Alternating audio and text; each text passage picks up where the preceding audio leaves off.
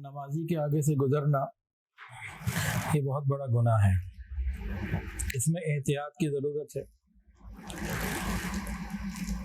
अल्हम्दुलिल्लाह बहुत लोग एहतियात करते हैं, लेकिन बहुत सारे लोग एहतियात करना तो चाहते हैं, अपनी दानिश में एहतियात कर रहे होते हैं, लेकिन मसले का पूरा इल्म न होने की वजह से वो एहतियात के बावजूद भी बेहतियात ही कर रहे होते हैं। लेकिन वो सुतरा कितना चौड़ा और कितना ऊंचा हो, कम से कम ये पता होना चाहिए।